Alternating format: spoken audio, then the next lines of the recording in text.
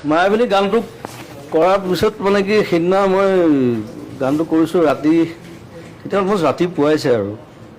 তাৰপিছত ৰিজুৱে মোক কৈ আছে গানটো লিখি দিবৰ কাৰণে তাৰপিছত মই লিখিলোঁ গানটো কিবা এটা লিখি পেলাই তাৰপিছত ৰিজুক দিলোঁ ৰিজুৱে পেণ্টৰ পকেটত ভৰাই থ'লে পেণ্টটো ধুই দিলে সেইটো চিনেমাখনত দেখুৱাই আছে তো 4 দিনমান পিছত ৰিজুৰ লগত আকৌ লগ হ'লোঁ তাৰপিছত ৰিজুক ক'লোঁ বোলো সেই গানটো ক'ত সেইদিনা যে লিখি দিছিলোঁ ৰিজুৱে ক'লে পেণ্টটো ধুই দিলে নহয় ঘৰত খবৰ ল'লে এতিয়া পেণ্টটো ধুই দিয়াৰ পিছততো সেইটো আৰু গান ক'ত হৈ থাকিব এইটো ডাইলগ এটাও আছে জুবিন গাৰ্গে খাই লিখিলে ৰিজুৱে খাই ধুই দিলে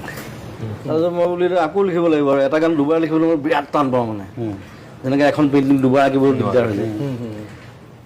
তথাপি মই বোলো লিখিবতো লাগিবই কাৰণ মায়াবিনী ৰাতি বুকুত দেখা পালোঁ তোমাৰ ছবি সেই প্ৰথম 4টা লাইন মোৰ মনত আছে